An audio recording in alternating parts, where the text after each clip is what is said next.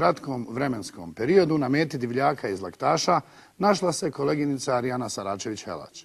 Pogledajmo razgovor kojeg smo nazvali Mala škola šovinizma.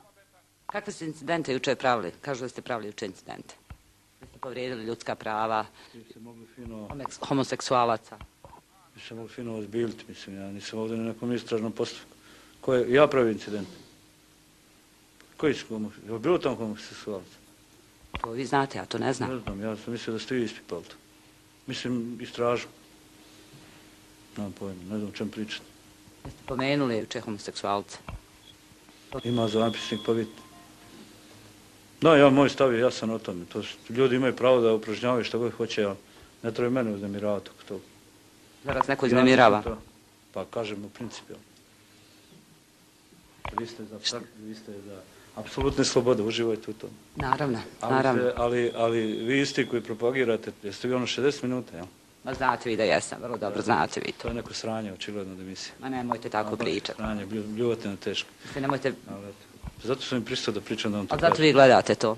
Ja to uopšte ne gledam, mi interesuje. Gledate. Za to vašem emisiju.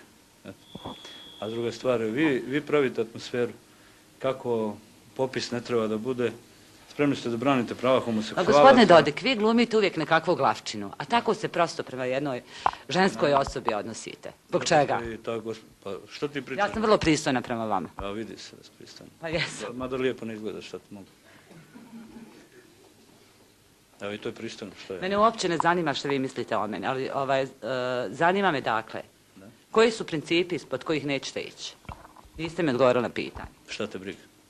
A nemojte tako. Pa nisam ja plaćen da vam odgovaram ovdje. Evo, idem pakovat se, odlazim iz ovoga Sarajeva. Doćete vi opet u Sarajevo?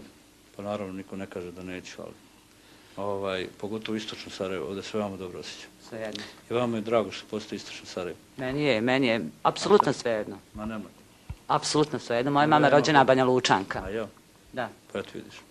A zašto onda ne volite Banja Luku? Volim, ja obožavam Banja Luku. Sam da nema Republike Srpske, onda bilo dobro. Ja volim Bosnu i Hercegovinu. Ja ne volim, pa šta? Eto, vi imate pravo da volite, ja ne volim. Šta je juče bilo u Beogradu? Evo, mediji javljaju da je nekako više gospodin Medvedev i gospodin Tadić da su bili orijentirani prema Kosovu, da nisu baš pominjali Bosnu i Hercegovinu. Sve vi znate šta će. Mi smo imali posebne razgovore.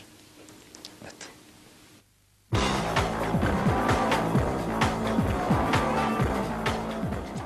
Dobar je Milorad, rijetko sređena ličnost.